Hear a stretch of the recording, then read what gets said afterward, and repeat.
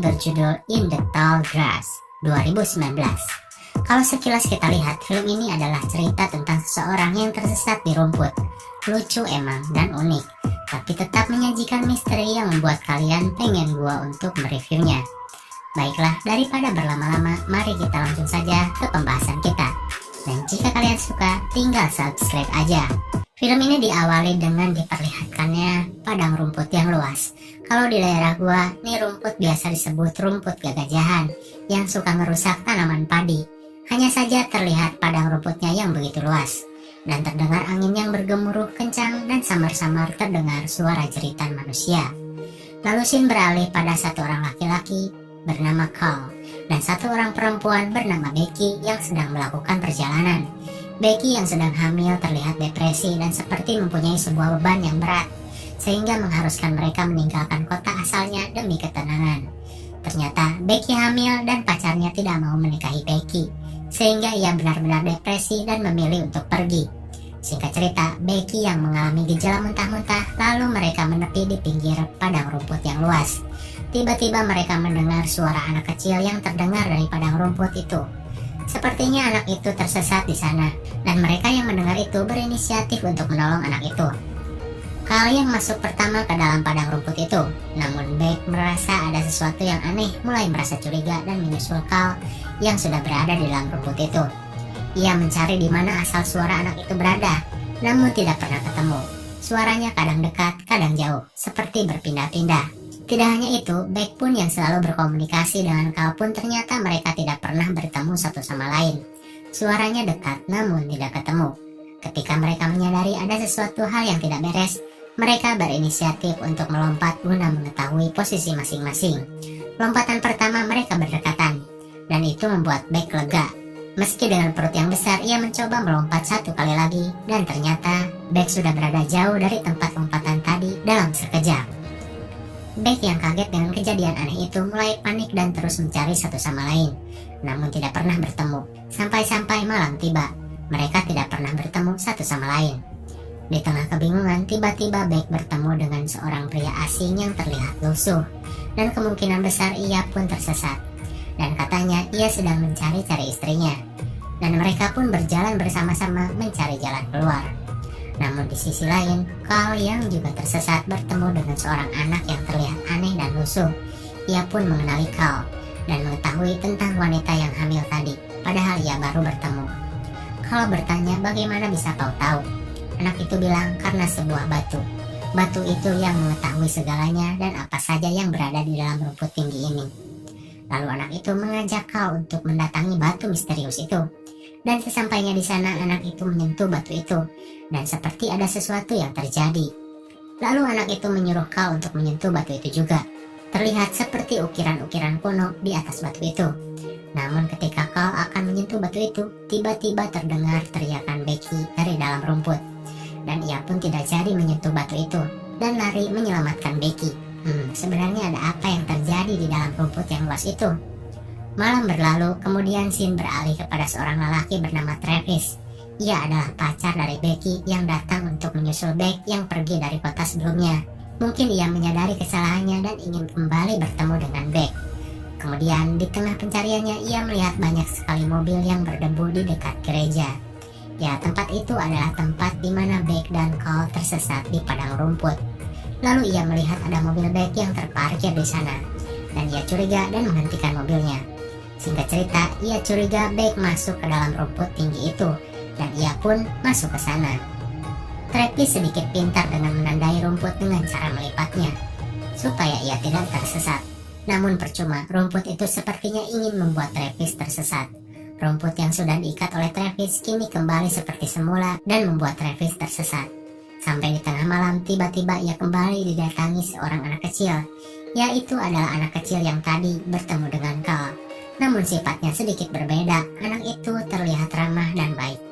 Kemudian anak itu bertanya kepada Travis, dan anak itu sepertinya sudah sangat kenal dengan Travis, bahkan ia tahu namanya. Dan anak itu berbicara, apa kau tidak ingat? Dan Travis pun bingung. Jelas ia tidak ingat karena merasa baru pertama kali bertemu dengan anak itu. Dan anak itu tahu Travis sedang mencari Becky.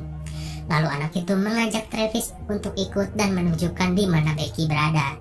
Ternyata Becky sudah mati. Dilihat dari perutnya dan keadaan tubuhnya, sepertinya Becky sudah lama tewas di sana. Bagaimana bisa? Padahal kita tahu Becky baru malam tadi berada di sana. Dan anak itu berbicara, tanah ini tidak bisa menggerakkan benda mati. Pagi pun tiba dan Travis mengambil kalung dari kantong Becky. Dan ketika siang tiba, Travis tiba-tiba mendengar suara orang dari luar ladang rumput itu. Dan Travis pun meminta tolong kepada mereka.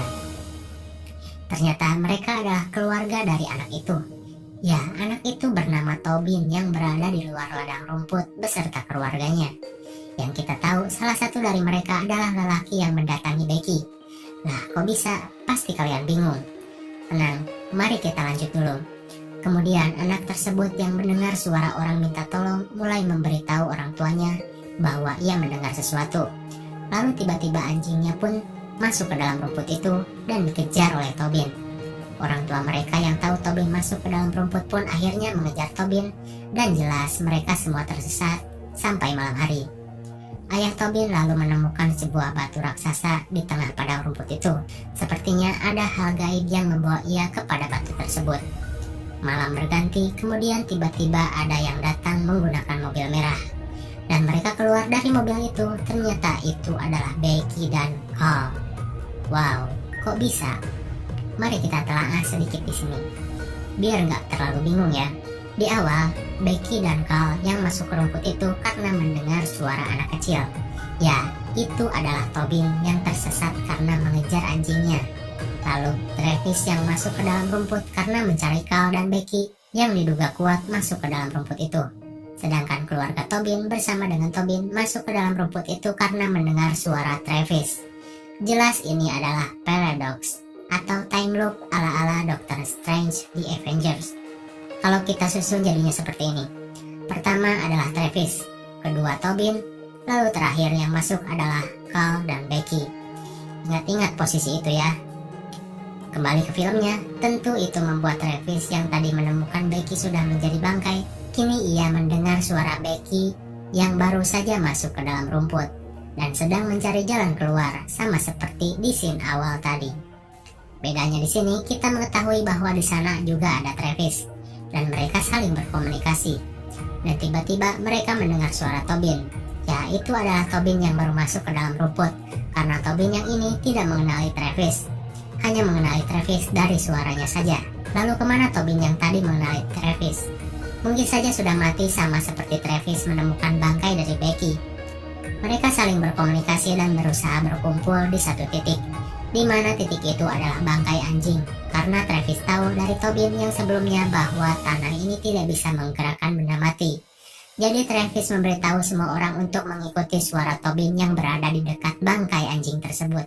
Dan akhirnya mereka semua berkumpul. Terlihat Travis sudah lusuh dan ia kaget melihat Becky yang masih segar bugar. Mereka berbicara satu sama lain.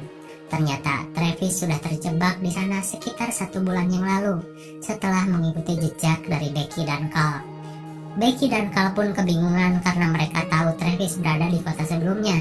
Namun ia tiba-tiba berada di sini dengan badan yang lusuh. Kemudian mereka membuat sebuah rencana dengan mengangkat Tobin dan melihat keadaan sekitar. Lalu Tobin melihat sebuah bangunan. Di tengah perjalanan, tiba-tiba Becky mendapat sebuah telepon, atau tepatnya voice note, dari nomor yang tidak dikenal. Di telepon itu terdengar suara wanita yang berteriak, "Jangan biarkan Carl membunuh Travis. Tetaplah bersamanya atau kita akan membuat kesalahan yang sama berulang-ulang." Lalu telepon itu terputus. Jelas di sini yang menelpon adalah Becky dari yang sebelumnya sudah sampai duluan di tempat itu. Singkat cerita, ketika mereka melanjutkan perjalanan, tiba-tiba ada sesuatu yang memperhatikan mereka. Seperti manusia rumput, dan Becky pun jatuh pingsan. Kemudian datanglah ayah dari Tobin di tempat itu, dan menyelamatkan Becky. Mereka berbincang sejenak dan tanpa disadari mereka dituntun oleh ayah Tobin ke sebuah batu raksasa yang tadi. Mereka dituntun untuk menyentuh batu besar itu, supaya mendapatkan kekuatan untuk mengetahui segalanya dan memegang kendali atas rumput-rumput yang berada di sana. Konon katanya batu itu berada di tengah-tengah benua Amerika, dan batu itu mempunyai kekuatan yang istimewa.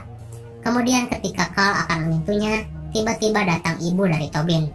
Ia menghentikannya, katanya itu adalah bohong, seperti mempunyai maksud tertentu. Dan terjadilah pertarungan antara Travis dan lelaki itu sampai-sampai membuat ibu dari Tobin terbunuh oleh lelaki itu. Mereka semua kabur dan Tobin yang kembali menemukan anjingnya yang masih hidup. Ya kita tahu itu adalah anjing dari waktu yang berbeda ya, bukan anjing yang tadi. Anjing itu menuntunnya ke sebuah bangunan dan mereka beristirahat sejenak di sana. Di tengah-tengah obrolan mereka membicarakan masalah pribadi kenapa Travis meninggalkan Becky dan terjadi pertengkaran. Namun tiba-tiba ayah dari Tobin berusaha masuk ke dalam bangunan itu dan mereka semua bersembunyi di atap. Di sana mereka melihat gereja yang berada di luar padang rumput dan itulah tujuan mereka. Lalu di sana mereka melihat anjing Tobin yang bergerak melewati rumput dan menghilang. Lalu tiba-tiba anjing itu sudah berada di luar padang rumput. Ternyata di sana ada sebuah portal. Namun tiba-tiba Travis dijatuhkan dari atas gedung oleh Carl.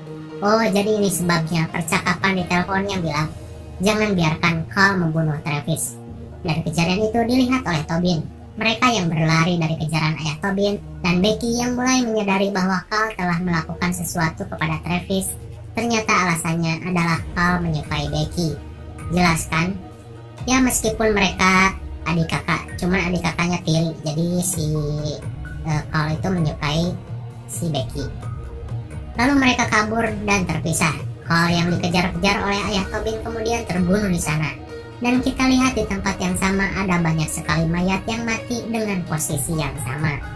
Ya, itu adalah Carl yang terdahulu, yang juga mati di tempat yang sama. Lalu keajaiban terjadi. Travis ternyata kali ini tidak mati. Ia terjatuh ke atas barang yang membuatnya tetap hidup. Mungkin saja orang terdahulu yang tahu Travis akan mati di sana kemudian menyimpan benda-benda itu ke tempat jatuhnya Travis, sehingga Travis tidak mati kali ini. Singkat cerita, Becky yang terpisah dari yang lain kini menghadapi makhluk-makhluk aneh dari dalam rumput. Ia seperti akan dipersembahkan. Dan di tengah hujan, ia membuat voice note dengan kata-kata yang sama. Jangan biarkan kau menyakiti Travis sama seperti tadi. Sudah mulai jelas kan? Lanjut. Lalu terlihat anak dari Becky pun dipersembahkan di batu itu. Dan Becky mati di tempat itu. Dan inilah sebabnya di awal tadi kenapa Travis menemukan mayat Becky yang tanpa bayi. Ya inilah sebabnya. Bayinya sudah dipersembahkan dan Becky pun mati. Travis yang mengetahui kejadian itu kemudian bertarung melawan ayah dari Tobin.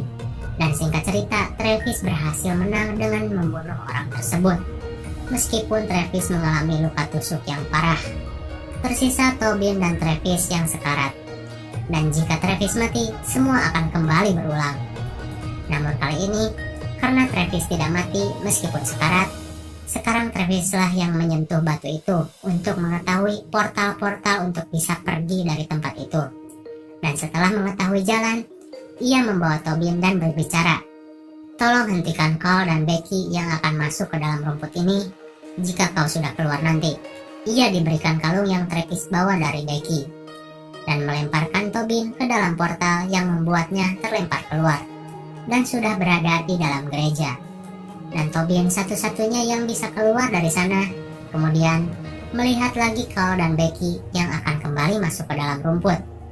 Lalu Tobin berlari dan meyakinkan agar tidak masuk ke dalam rumput itu supaya lingkaran setan akan terputus. Tobin bilang ia disuruh Travis dan memberikan kalungnya, ya seperti yang dimiliki Becky.